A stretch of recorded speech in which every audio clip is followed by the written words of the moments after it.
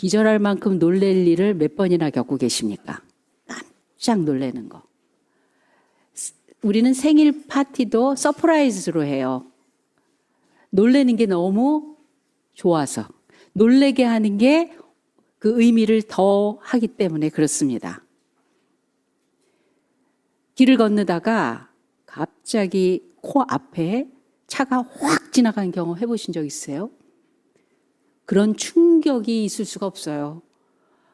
1mm 사이를 놓고 차가 지나가 버렸으면 그때 그 놀란 심정은 우리 그때 뭐라고 얘기를 주로 하죠? 죽을 뻔했다. 죽음이 1mm 앞으로 왔었던 거예요. 내가 상상하거나 준비하거나 예측하거나 할 수 있는 게 전혀 아니에요. 그냥 휙 일어난 거예요. 근데 죽을 수밖에 죽을 뻔했던, 죽은 거죠, 뭐. 내가 죽음에 갔다가 온 것 같은 그 충격. 죽음은 평소에 잘 안 느껴지거든요. 남의 이야기로는 되는데 내 이야기로는 그 감각이 없거든요. 근데 그렇게 놀래고 나면 느낌이 다릅니다. 차가 앞뒤로 꽉 막혀서 늦었는데 길을 갈 수가 없어. 움직일 수가 없어요. 두고 갈 수도 없고.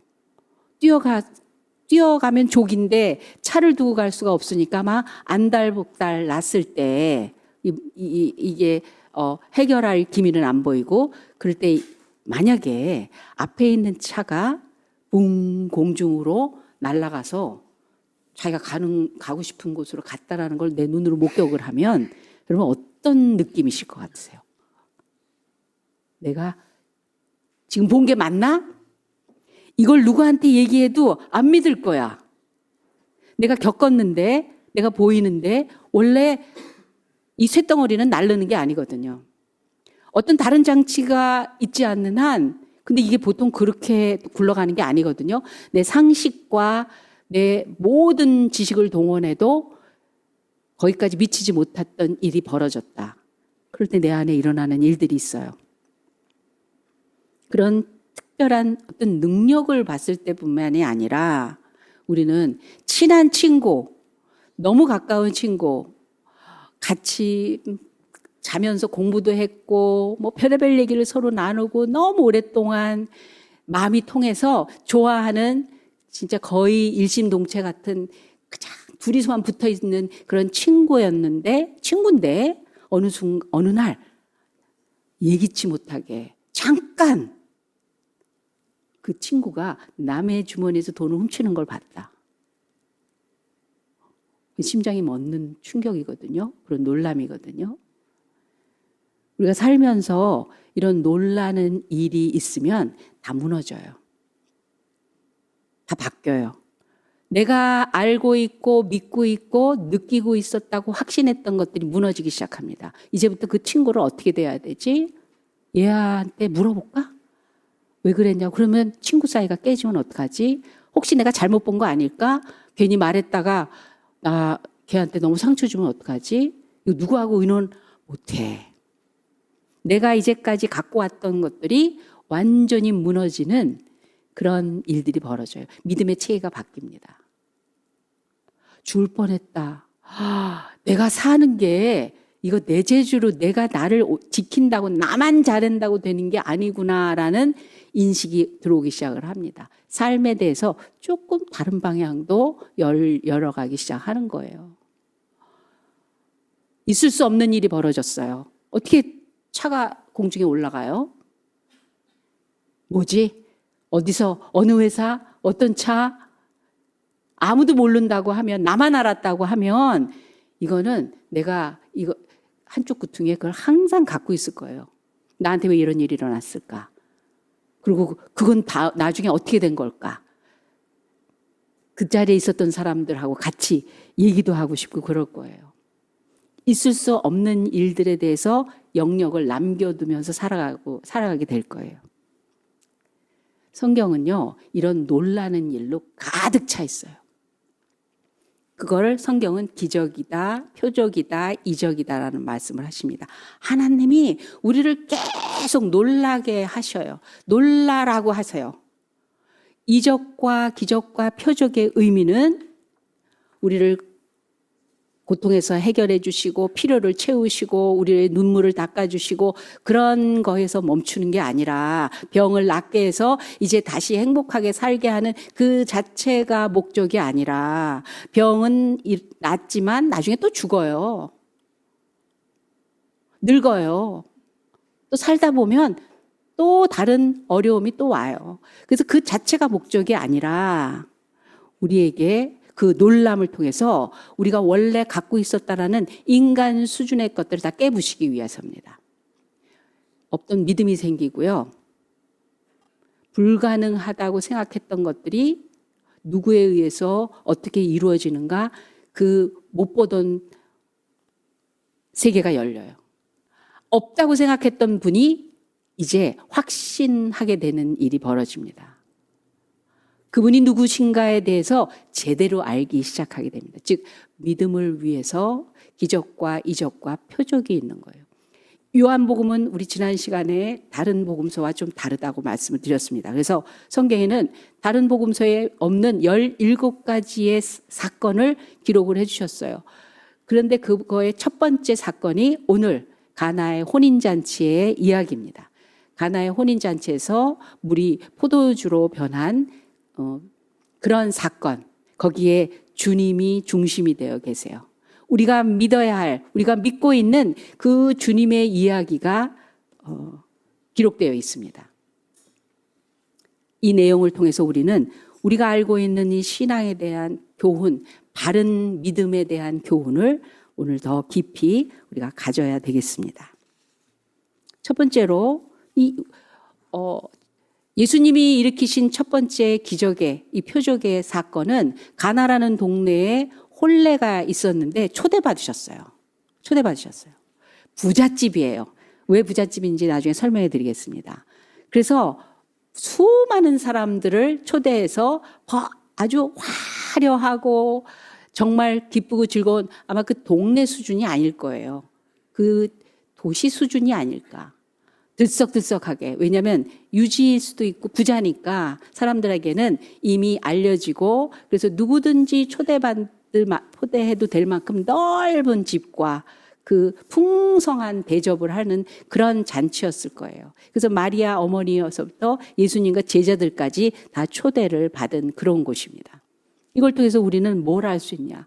예수님은 고난당하신 주님이십니다. 우리를 구원하시기 위해서 오셨습니다. 눈물을 닦아주시고 아픔을 치료해 주시고 문제를 해결해 주시고 천한 자를 귀하게 대접해 주시고 살 수 있도록 해주시는 분일 뿐만 아니라 모든 곳에 계시고 모든 사람을 만나시고 모든 상황 속에 계신 분이라는 걸 우리는 알 수가 있어요. 그분은 밤에 몰래 찾아온 니고데모 관원, 높은 그 지위를 가진 그 세상에서 그래도 존경과 그리고 대우를 받는 힘이 있는 사람들도 만나주시고 아리마대 요셉도 만나주시고 부자도 만나주시고 부자 청년도 만나주시고 지식인 나중에는 빌라도 총독도 앞에서 대면해 주셔요. 끌려갔다고 사람들은 생각하지만 주님은 말씀하셨어요. 내가 죽을 권세가 있어서 여기 있는 거야. 이렇게 얘기를 하시는 거예요. 너희들이 끌고 왔기 때문에 온 것이 아니라 나는 살 권세도 있고 죽을 권세도 있다. 그렇게 말씀하셨거든요. 천한 막달란 마리아 길거리의 여인도 만나주시고 가늠하다 현장에 붙잡힌 여인도 만나주시고 우물가의 여인 이방 여자도 만나주시고 다른 사람 앞에 자기 신분을 숨겨야 되는 그런 수로보니게 여인도 병을 낫기 위해서 자기 딸을 위해서 몰래 자기의 그 이방이라는 걸 숨겨야 되는 사람에게도 만나주시고 문둥병자, 소경, 각색병, 38년 된 병자, 지붕을 뚫고 내려온 그 친구들과 그 환자 다 만나시는데 오늘 보니까 잔치집에도 계세요. 우리의 즐거움과 기쁨, 우리의 성공과 흥분되어 있는 그 아주 환희에 차 있는 그런 최고의 나의 인생에서 최고의 순간이라고 하는 그 자리에도 주님은 계세요. 같이 축하해 주시고 기뻐해 주시고 같이 나누시는 그런 분이세요. 좋아하세요. 그런데 인간의 삶 가운데는 슬픔 속에서만 문제가 있는 게 아니라 기쁜 그 순간에도 문제가 있는데 문제인 줄 몰라. 문제인 줄 몰라요. 뭐가 문제인지 몰라요. 그 기쁨이 계속 될 수 있는 기쁨인지 아니면 조금 있으면 이제 사건 터져서 어떻게 하면 좋아라는 소리를 할 건지 몰라요. 어쨌든 인생은 부족함이 항상 들어있어요. 이제 그 잔치에 정말 중요한 그 잔치를 잔치답게 끝까지 주인의 체면과 이 잔치를 잔치답게 만드는 그런 거가 그러기 위해서 꼭 필요했던 포도주가 떨어진 거예요. 여러분 이거 마시는 거 별거 뭐 대접 뭐 다른 거가 이미 풍성한데 그깟 거 뭐 끝 무렵에 없는 거예요. 어떡하겠어? 그렇지 않아요, 여러분. 그렇지 않아요.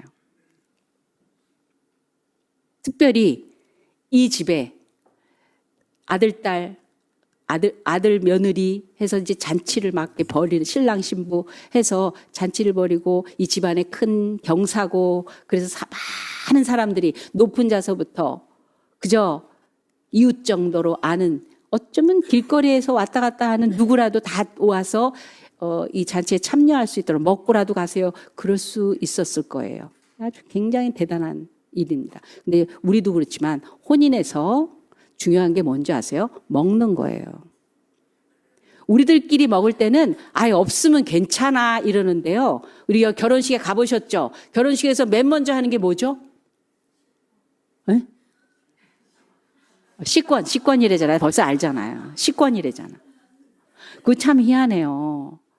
신랑 신부 결혼식 하면서 뭐 신랑이 어떻고 어머 이쁘고 뭐 잘했다 막 그러지만 먹는 것이 그 마지막에 마침표여야 돼요. 마침표. 잘 먹잖아요. 어머 스테이크를. 스테이크. 이 결혼 잘했네.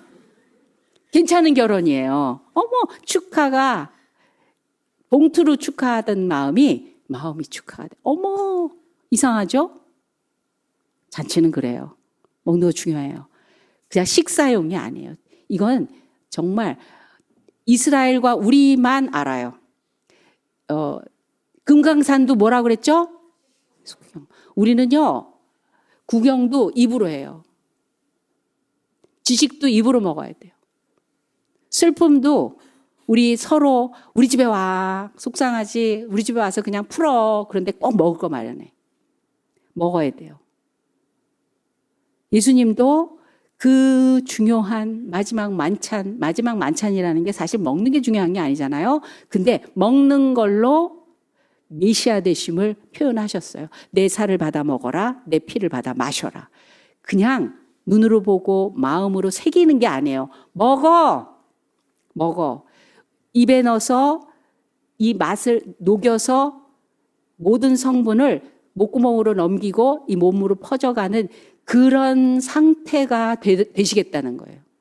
그대로 느끼라는 거예요. 그대로 채우라는 거예요. 그대로 그 힘을 영향을 받으라는 거예요. 이 집에 잔치가 벌어졌는데 사람들이 와서 먹잖아요. 먹을 때 정말 음식이며 뭐며 식고 모자르고 그러면 이거는 잔치가 아니야. 그냥 대접 없는 정도가 아니에요. 이건 너무 시시한 거예요. 뭐 잔치를 이렇게 하지? 사람을 불러다 놓고 왜 결혼식인데 이렇게 하지? 왜 결혼식은 다른 거거든요. 그런 상황이 돼버린 거예요. 그런데 주인이 몰라, 신랑 신부 몰라, 연회장 몰라, 아무도 몰라, 제자도 몰라요. 근데 마리아가 알아요. 저는 요한이 마리아를 30년 동안 모시고 다른 제자들 다 나가서 복음 전할 때 자기는 예루살렘에 이렇게 그냥 있어요. 그 열정이 나도 주님의 그 은혜를 전파하고 싶다. 성령 받고 뜨거워. 나도 그냥 여기도 가고 저기도 가고 복음을 전파하고 싶다. 멈추고 계세요. 요한은 멈춰서 마리아를 봉양하고 있었던 거예요. 그래서 마리아의 얘기가 참 신비롭게 여기저기에 많이 나와요. 마리아가 그냥 여자가 아닌 건 확실한 거예요. 아무나 예수님을 잉태하는 게 아니에요. 나는 계집종이오니 할 때 그 계집종이라는 말은 애 주머니라는 소리예요. 아주머니가 어디서 나왔는지 아세요? 아이 주머니라는 소리예요. 아이 주머니. 아주머니, 애주머니. 우리 옆 사람한테 애주머니였구나. 보통 일인 줄 아세요? 애주머니가. 나는 하나님이 지목하신 바로 그 아이 주머니가 되겠습니다예요. 그냥 아이를 낳는 많은 여인들이 있지만 메시아를 품는 그런 특별한 여자 한 사람이 필요할 때 저 쓰세요 하고 내어준 거예요. 또 회뚫레, 호라는 게 정관사인데 그게 뒤에 오는 명사를 수식하기 위해서 회로 바뀝니다. 회뚫레, 아이 주머니입니다. 바로 그 아이 주머니가 되겠습니다. 계집종이오니 말씀대로 이루어지사이다. 그 여자를 기다리신 우리 하나님. 그런데 이 마리아가 이 잔치집에 와서도 그 집안의 숨은 사정을 봐요. 잔치야, 부자야. 마리아보다 부자고 이 집은 부족함이 없는데 마리아는 그 부족이 보여요. 그리고 그 부족을 관심 갖고 관여하기 시작하는 거예요. 자기가 뭐 좀 해줄까 하고 티내는 게 아니에요. 여러분, 우리가 나보다 나은 사람이 있는데 그 사람의 부족이 보여. 왜 그런지 아세요? 영적으로 비어 있거든요. 하나님을 잘 모르고 있거든요. 하나님과 멀어져 있거든요. 그래서 마음이 안타까워. 그래서 중보하는 거예요. 하나님이 저렇게 복되고 참 모든 것을 편안하게 잘 하나님께서 채워주셨는데 그런데 이걸 모르네요. 정말 필요한 이거를 놓치고 있습니다. 하나님. 이런 심정으로 마리아가 그 문제를 예수께로 갖고 와요. 그래서 얘기합니다. 예수의 어머니가 예수에게 이르되 저들에게 포도주가 없다 하니.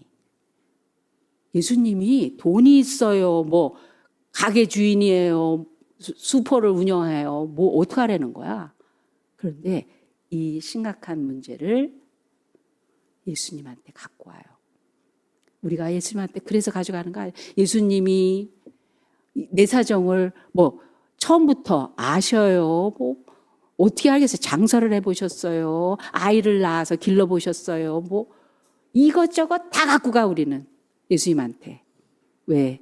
그분은 하실 수 있는 분이기 때문에, 그분은 영원하신 하나님이시기 때문에 마리아가 그렇게 예수님께 가져갔습니다. 그런데요, 영적 원리를 잘 보세요. 예수님이 상관 안 하겠대. 그게 나랑 무슨 상관이에요? 매몰차. 어머니, 여인이여는 어머님을 존칭할 때의 그런 이스라엘 표현이에요. 그거를 직역을 해갖고 여자여 그렇게 한 거예요. 어머님. 높은 귀부인을 칭할 때의 그런 용어로 어머니. 그게 저랑 무슨 상관이에요? 예수님이 거절하십니다. 그게 나랑 무슨 상관이야? 나 그거에 관심 없어. 응답 안 하세요. 그거에 거절하세요. 나는 약간 좀 서열에서 밀려난 듯한 누구는 응답을 계속 받아. 주님이 어떻다라는 걸 확신할 만한 사건들이 계속 이어지고 있는데 나는 믿음은 있지만 나한테는 그게 일어나지 않아요. 그래서 난 이해해. 그래, 난 그래도 하나님을 믿는 건 믿는 거니까. 그렇지만 서운하지 않아요? 속상하지 않아요? 의심되지 않아요? 내가 잘못한 것 많은가 봐. 맞아. 저 사람보다 내가 못한 게 많지. 이런 식으로 자꾸 인간의 수준으로 이해를 하죠. 그러면 섭섭해. 시험 들어. 하나님을 차라리 조금 멀리하고 상처 안 받아야 되겠다. 그래서 아웃사이더가 되려고 그래. 자꾸 신앙에서 아웃사이더. 왜? 내가 무슨 상관? 네 문제에 난 상관없어. 난 상관 안 할래. 너무 서러워. 그런 말을 듣는 것 자체가. 그걸 느끼는 것 자체가. 그런데요, 마리아는 어떤 믿음인지 아세요? 마리아는 예수님의 그 말씀을 들으면서 기적을 준비합니다.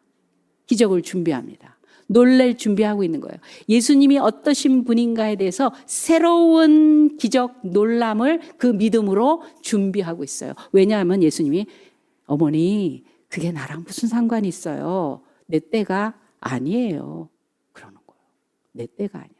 우리는 주님의 때를 몰라요. 언제가 주님의 때인지 몰라요. 주님이 일하시는 때가 언제인지, 그 응답의 때가 언제인지 모르고 과연 일을 하실까? 그걸 몰라요, 우리는. 그런데 마리아는 그걸 준비를 했다는 거예요. 그 말을 하자 마리아가 하인들에게 이르되, 주인에게 가서 얘기하지 않았어요. 주변 사람들에게 알리지 않았어요. 주님의 말씀을 듣는 자와 주님의 말씀대로 움직일 자가 있으면 주님의 때입니다. 내 때가 아직 아니에요 라고 했을 때 주님의 말씀을 듣고 주님의 말씀대로 할 자를 찾아서 그들에게 얘기합니다. 하인에게 이르되 너에게 무슨 말씀을 하시든지 그대로 하라 하니라. 이 하인은 그 집의 주인에게 묶여있는 사람이에요. 그래서 주인의 말을 따로 들어야 돼요. 우리에게 연결되어 있는 수많은 관계들이 있습니다. 순리대로 가요. 그런데 주님의 말씀이 떨어지면 그거 두 번째가 돼야 돼. 주님의 때를 맞이하기 위해서는, 그 기적을, 응답을 받는 자리에 있기 위해서는 순리보다 더 먼저예요. 순리를 무시하지 않아요. 근데 순리보다 먼저예요. 갈대아 우르를 떠나라. 순리가 아니에요. 그런데 떠났어요. 근데 좀 지저분하게 떠났어. 적당히 떠났어. 아브라함이 하나님의 말씀을 듣고 떠나긴 떠났는데 자기 생각을 가미해서 떠납니다. 본토 친척 아비 집을 떠나라 그랬더니 롯도 데려가고 아버지도 데려가고 바리바리 싸들고 갑니다. 그걸 다 정리하게 하십니다. 근데 하다 보니까 애는 하루라도 젊을 때 낳아야 되지 않겠어? 그리고 하갈 낳아요. 그거 아니에요. 100세의 아들을 낳고 이삭을 낳고 나서 결정적인 거는 하나님 앞에 믿음의 조상, 하나님 나라의 유업을 받는 약속을 듣는 순간이 어디냐면 이삭을 바칠 때예요. 이삭을 하나님 앞에. 너는 내 아들, 내 독자, 부담을 확 주세요. 너 나 앞에 순종해. 너 가지고 있는 거 나한테 다 바쳐. 내 믿음 갖고 그냥 내가 하면 돼요. 그런데 너 말고 너 하나밖에 없는 네 아들, 그냥 아들 아니에요. 독자. 그래서 절대로 그냥은 안 되는, 절대로 내가 또 고이고이 싸고 하는 나만의 것에 관한 거를 지목을 하세요. 너는 내 아들, 내 독자 부담을 확 주신다고요. 그를 내가 지시하는 곳에 가서 바쳐라. 하나님의 말씀을 듣는 자와 그 말씀대로 순종하는 자에게 하나님이 내가 이제 때가 됐는데 네가 그 때를 알아서 그 자리에 있으라는 거예요. 그럴 때 아브라함은 그 다음날 일찍이 일어나서 이삭을 데리고, 아내한테 의논 안 해요. 아내한테 보고 안 해요. 아내한테 얘기 안 해요. 그리고 아내를 무시했다? 아내 따위, 나는 하나님과 갈래? 따위가 아니에요.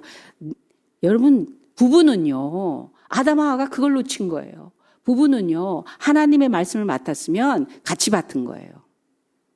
하나님이 주신 사명이 있으면 같은 사명인 거예요. 자식까지. 내가 선교사면 자식까지 선교사인 거야. 아이가 무슨 죄야? 그렇게 생각하면 안 돼요. 그래서 이번에 카이로스의 그 수련회 둘 중에 하나 고르라고 할 때 저는 감비아 이재환 선교사님이 메신저라고 해서 그럼 여기 뭐 어디를 해야 될지 아리까리 할 때 있어요. 메신저 강사님이 이재환 선교사님, 감비아 선교사님, 선교사님 중에 선교사님. 지금은 은퇴하셔서 연로하시지만 선교사님 중에 선교사님. 그 아들, 그 하영조 목사님이 그랬어요. 그 아들 보고 순백색, 0%도 1%도 0.0001%도 오염되지 않는 어린아이. 그 심령이. 그 아들 하나밖에 없는데 가장 원주민 그 속에 아이 같이 공부시키고 같이 거기서 친구를 너무 만들고 아이가 거기를 너무 사랑하고 그랬어요. 학교 가면 화장실이 없어서 먹지를 않았대요. 그 아이가. 도시락을 싸줘도 그냥 갖고 와서 왜 그러나 하고 따라가 보셨대요. 이재원 선교사님이. 그랬더니 보니까 화장실이 없어. 그러니까 화장실이 없는 곳에서 자기가 일 보고 싶지 않으니까 집에 올 때까지 안 먹었더래요. 그런데도 그냥 두는 거예요. 안식년 때 미국에 계셨어요. 걱정이 그거였대요. 얘가 이 문화 도시에 와서 가기 싫다고 그러면 어떡하나. 가기 싫다고 그러면 학교도 보내고 그리고 미국에서 사는데 학교가 이제 이게 감비아 가기 싫어하면 어떡하나. 그 낙후된 곳에 얘가 또 갈 수 있을까 그랬다는 거예요. 근데 어느 날 아이가 그러더니 아빠 언제 갈 거야? 나 거기 가고 싶어. 가고 싶어. 어린아이가. 초등학교 아이가. 그래서 왜? 여기 더 좋지 않아? 텔레비 보고 놀이동산 있고 맛있는 거 많고 그러잖아. 아니 학교 갔더니 애들이 이상한 소리해. 나 그런 거 싫어. 그 까만 아이들이 얼마나 순수하고 그 자연 속에서 같이 행복한 그 경험을 한 아이기 때문에 이 세상 이렇게 보이고 먹고 이런 것들이 어마어마하게 많은데도 그 말하는 게 얼마나 더러운지, 얼마나 험한 소리를 하는지, 얼마나 정말 듣고 싶지 않은 식으로 그 아프리카 감비아 사람들을 비웃는지 너무 그게 싫어서 그걸 듣고 보니까 아이가 너무 싫어. 아빠 나는 거기 가고 싶어. 나는 걔네들을 더 원해. 그랬대요. 그래서 너무 행복하셨대요. 너무 행복해. 우리 아이가 잘 컸네. 그런 선교사님이.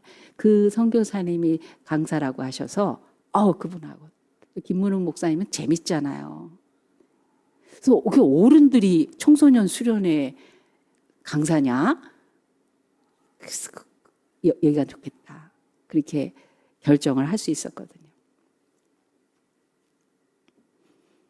무슨 말씀을 하시든지 그대로 하라. 아브라함이 그대로 했어요. 아담은 그걸 못했어. 자기가 말씀을 맡아놓고 내가 사랑하는 여자가 저렇게 됐는데 그러다가 우리 사이 갈라지면 어떡하지? 나 사랑하면 이거 먹어. 봐, 만져도 안 죽잖아. 먹으니까 먹었는데 나 안 죽었네. 당신도 먹어. 그럴까? 나는 같이 가고 싶어. 하나님과 같이 가는 게 그 여자를 살리는 거였는데. 같이 사는 거였는데. 주님의 때는 어느 때냐? 그 신비로운 놀람과 응답과 행복과 모든 것이 반전을 이루는 그 은혜의 때가 어느 때냐? 주님의 말씀을 듣고 그 말씀대로 순종하는 자예요. 여러분 말씀을 듣는 거 귀로 듣기 시작하잖아요. 귀로 듣는 거에서 끝나는 게 듣는 게 아니에요. 하나님의 말씀을 들었다, 주님의 말씀을 들었다는 건요. 나한테 박히는 걸 얘기해요. 나한테 어떤 데 박혀요? 내 얘기를 할 때 박혀요. 내 얘기를 할 때. 그렇다고요 라고 할 때는 안 들려요. 그래서 하나님의 말씀은 100% 명령이에요. 왜? 박히라고. 오늘 날씨가 추워요. 그렇게 얘기 안 하세요. 하늘은 푸르다한다. 그렇게 얘기 안 하세요. 날씨가 추우니까 옷 입고 나가. 날씨가 추워도 너는 네 겉옷을 남한테 주어라. 이렇게 명령을 하세요. 요구하세요. 그래서 우린 두 가지로 결론이 내려져요. 할 거냐 말 거냐. 반드시 할 거냐 말 거냐가 돼요. 그래서 내 얘기가 되면 고통이 오기 시작해요. 하고 싶을 때 하는 거는 얼마나 좋겠어요. 근데 나 이거 힘든데. 나 원래 이렇게 안 하던 사람인데 나 이거 할 줄 모르는데 나 이거 하기 싫은데 이래도 해야 되기 때문에 부딪히는 거예요. 근데 그게 내 얘기라는 거예요. 내 얘기일 때 진짜 심각하게 고민하는 거예요. 여러분 우린 내 얘기라는 거가 얼마나 중요한지 몰라요. 옆방에서 내가 있는 줄 모르고 내 얘기하면 들려요 안 들려요? 너무 잘 들려. 너무 잘 들려. 얘기한 사람은 내가 언제 그랬어 그래. 나중에. 나는 다 기억해. 하나님의 말씀이 내 얘기로 박혀요. 오늘 왜 이 얘기하시지? 뭐 갖고 그러시지? 근데 듣고 싶지 않을 때가 있어요. 왜냐하면 박히면 아프니까. 저거 나한테 한 거 아니야? 어떤 사람은 그래요. 목사님 오늘 저 사람 얘기하더라. 아니야. 본인 얘기야. 본인 얘기. 나는 알지도 못하는데 지 얘기했대. 자기 얘기 모르는데 자기 얘기처럼 들렸어. 그러면 지목 아주 만들어서 요리해서 집어넣어 주시는 거네. 그 말씀을 듣고 할 거냐 말 거냐? 그런데 하는 자. 자유의지는 100%를 쓰라는 거지 안 해도 된다는 의미는 아니에요. 그럴 때 이렇게 얘기하십니다. 무슨 말을 하든지 그대로 하라 했더니 유대인의 정결 예식에 따라서 문 앞에 물 항아리를 둬요. 그래서 들어오는 자마다 손 닦고 들어오게. 왜냐하면 먼지가 있는 사막지대니까. 근데 6 항아리라고 하면 부잣집이에요. 대단히 그래서 부잣집이라고 그래요. 물을 마음껏 쓸 수 있도록 그렇게 그 항아리 6이나 둘 정도로 근 부자예요. 그리고 2-3 통이 들어갈 정도면요. 그러니까 붓고 큰 거 갖다가 부어. 그걸 2번씩이나 3번씩이나 할 만큼 큰 항아리예요. 그걸 아구까지 채우래요. 아구까지. 여러분 하나님한테 의뢰하고 부탁하고 하나님이 일하시는 거를 믿는 그 믿음으로 우린 기도합니다. 근데 기도하고 끝나는 사람 그거는 무속신앙이에요. 기도하고 나면 하나님한테 의뢰하고 나면 내 삶에서 살아내야 될 내 몫이 있어요. 아구까지 채우라고 하시는 몫이 있어요. 기도를 아구까지 채우래요. 헌신을 아구까지 채우래요. 부지런함을 아구까지 채우래요. 하나님 저 이 대학 가게 해주세요. 하나님 저 이 직장 되게 해주세요. 하나님 저 앞으로 이렇게 살고 싶으니까 나한테 이런 기회를 주세요. 이만큼 돈을 주세요. 뭐 많은 기도를 합니다. 우리 아이가 이렇게 성공하길 바랍니다. 그 다음에 내가 할 일은 아구까지 채워야 돼. 공부해야 된다니까. 학생이 공부하는 걸 아구까지 채우라는 거예요. 살림을 제대로 하라고요. 직장생활 제대로 하라고요. 요행이 아니에요. 하나님의 복은 요행이 아니에요. 물을 갖다 채워줬다고 물이 포도주 됩니까? 천만의 말씀. 무슨 일이 하나님의 응답을 받았다고 할 때 내가 기도 많이 했잖아. 나 그거 얼마나 열심히 했는 줄 아나? 물은 채웠다고 물이 포도주가 되지 않아요. 그것이 내 인생의 신비로운 놀람의 축복이 되게 하신 건 온전히 하나님 한 분이 하신 거예요. 내가 했더니 했다가 아니라고. 그러나 하나님은 말씀하십니다. 아구까지 채워라. 아구까지 채워라. 제가 신학교에 있을 때 심내교 신학교 교수님이었던 분이 학장되기 위해서 박사학위 받으러 오신 분이 있었어요. 대전 침신. 그분이 박사 시험을 봐야 박사 과정으로 들어가는 거예요. 합격이 돼야. 그런데 A3 용지에다가 한 5장, 6장을 줘요. 문제 하나 딱 놓고 이거에 대해서 논하라. 그러니까 논문을 쓰라는 거예요. 영어로. 얼마나 어려워요. 근데 무슨 문제가 나올지 모르니까 조직신앙 이거 굉장히 연습을 하는 거죠. 그러다가 도저히 부담이 되는 거예요. 내가 과연 이게 돼야지 박사과정이 되는 거야. 박사학위를 받는 게 아니라. 근데 지원을 다 받고 있는데 학교에서 다 지원받고 있는데 생활비서부터 아이들 교육비까지 다 지원받고 있는데 이제 입학도 못하면 내가 이 망신이 어떡하나. 그 부담이 너무 커졌대요. 그래서 같이 교제하는 미국 학생이 있어요. 여자 학생이 있어요. 도저히 자기가 부담스러워서 못하겠다. 너무 하는데 두렵다. 이거 떨어지면 나 어떡하냐. 그랬대요. 자신이 없다. 영어로 그것도 논문을 써야 되니까 그 시험지에다가. 그랬더니 이 말씀을 하시더래요. 너는 네가 할 일은 아구까지 채우는 거야. 너 여기까지 보내주셨다고 믿는다면 아구까지 채워놔. 그리고 결과는 하나님한테 맡겨. 아니면 아닌 거고 가면 가는 거지 뭐. 그래야지 어떻게 하냐. 그러나 너는 아구까진 채워. 이렇게 얘기하더래요. 그래서 맞아. 내가 물이 포도주가 되게 하는 건 아니야. 하나님이 내 길을 인도하시는 그분이라고 내가 주인이라고 그분을 믿고 있다면 내가 걸어가는 일에 열심으로 하는 거 그게 내 몫이다. 그러고 나서 계속 문제를 가지고 계속 자기가 연습을 했대요. 그랬더니 시험을 봤대요. 문제가 딱 나와서 시험을 썼는데 손이 미끄러지더래요. 자기가 쓴 것 같지가 않더래요. 계속 쉬지 않고 그 시간 안에 그걸 가득 채워서 냈는데 끝나고 나서 어떻게 내가 이걸 썼지 했는데 당연히 합격이죠. 아구까지 채우는 거 하는 거예요. 내 현실 문제를 하나님께 아뢰었는데 하나님의 명령이 이 현실과 상관없는 거를 시킬 때가 있어. 아니 그건 내가 지금 할 때가 내가 지금 얼마나 바쁜데 그거래가 아니라 그 문제를 하나님이 신비로운 놀람으로 바꾸시는 일에 나에게 명령하시는 거, 그거는 9가지 채워야 할 일이기 때문에 그렇습니다. 그래서 9가지 채워서 그러고 나서 떠다 주어라. 그래서 떠다 줬더니 그게 먹는 사람이 알아요. 하인들도 몰랐어. 그게 도대체 물을 떠다 줬을 뿐인데 먹는 사람은 이렇게 좋은 거를, 처음보다 더 좋은 거를 놀라는 거예요. 근데 그거에 결과를 놓고 하인들은 알더라. 제자도 모르고 다른 사람 몰라. 먹기는 해요. 우리가 한 공동체 안에 하나님 때문에 기쁨을 같이 나누기는 해요. 근데 맛있다. 너무 좋다. 축하해까지는 하는데 믿음의 맛으로 정말 하인들이 알더라의 그 자리 있죠. 그 신비로운 놀람으로 인생이 바뀌는 경험은 하인들만큼 못해요. 그 연회장과 신랑 신부와 주인들과 하객들은 되게 좋아했어요. 야, 맛있다, 맛있다, 맛있다. 그렇게 얘기를 했어요. 근데 하인들처럼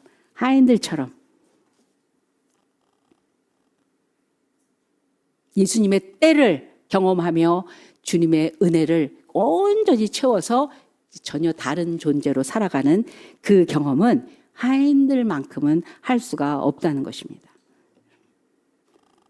우리 할 수 있는 최선의 자세가 필요합니다. 부모로서, 직분자로서, 믿는 자로서, 사람으로서 자기에게 주어진 책임을 다해야 됩니다. 그리고 떠다 주어라고 말씀하셨을 때 같은 장소에 있으나 먹고 마실 뿐 기적을 못 본 사람들이 있어요. 말씀을 듣는 자리에도, 믿음으로 순종하는 자리에도 없었던 사람들은 그냥 남이 갖고 있는 것들을 좋으네요 하고 떡 줄 때 떡 먹는 거로 끝나는 사람 너무 많아요. 있을 수 있어요. 또 하나님의 말씀 없이 그냥 남들 하니까 따라하는 사람들은 반드시 자기를 드러내는 걸로 목적을 삼습니다. 나는 이만큼 했어요. 내가 기분 좋은 일을 하고 있다. 이렇게 끝나는 사람들이 있어요. 그 앞에는 기적, 신비함, 믿음의 성장, 발전, 변화, 승리, 영적 전쟁에서 필요한 게 뭔데요? 기적이거든요. 하나님이 일하시는 기적이 필요한 거거든요. 우리가 순종하기가 왜 어려우냐? 그 순종하는 순간에 사실은 우리 저면, 이 밑바닥에서 쓴 물들, 쓰레기 같은 것들이 다 올라오기 때문에 그래요. 하기 싫은 거, 무서운 거, 두려운 거, 안 믿어지는 거, 의심했던 거, 하는 척만 했던 가짜 믿음, 이런 것들이 다 들어옵니다. 그런데도 하는 거예요, 순종. 그러면 그 가짜는 순종의 원심력 때문에 다 가짜는 쫓겨나가게 돼요. 우리의 거짓과 죄성은 낱낱이 드러나는데 도망해버려요. 맞아. 왜? 순종 속에 주님의 때가 응답으로 탁 오시기 때문에 그렇습니다. 거룩한 그릇으로 주님의 때를 맞을 준비를 하는 사람들이 응답받습니다. 그래서 말씀 읽으세요. 말씀 들으세요. 말씀 먹으세요. 내 살을 받아 먹어라. 내 피를 받아 마셔라. 꺾지 말고. 먹는다는 건 그대로 네 하고 하겠습니다. 네 하고 하는 거예요. 네 하고 하는 거예요. 말씀대로 행하면, 그러면 주님의 때는 그렇게 오래 걸리지 않습니다. 즉시에요. 물 채우고 떠다 주고 그러고 됐어요. 잔치는 더 잔치로, 그 인생은 주님의 축제 일들로 채워지게 될 것입니다. 기도하겠습니다. 하나님 아버지, 말씀하여 주시옵소서. 듣겠습니다. 명령하여 주시옵소서. 순종하겠습니다. 주님 때를 준비하겠습니다. 기적을 기대합니다. 놀람을 주시옵소서. 믿음으로 충만한 삶 살겠습니다. 주님께서 주인으로 역사하여 주시옵소서. 감사하며 예수님의 이름으로 기도합니다. 아멘. 지금은 우리 구주 예수 그리스도의 은혜와 살아계신 하나님 아버지의 극진하신 사랑 많으심과 성령 하나님의 감화감동 역사하심이 주님의 때를 알아 말씀 듣고 순종함으로 언제나 주님의 일하심을 경험하고자 작정하는 신비와 놀람으로 채워지는 그 은혜로 살기로 작정한 우리 새롬교회 성도들과 오늘 예배하는 자의 머리 위에 그 가정과 하는 일 위에 지금부터 영혼까지 함께 하실지어다.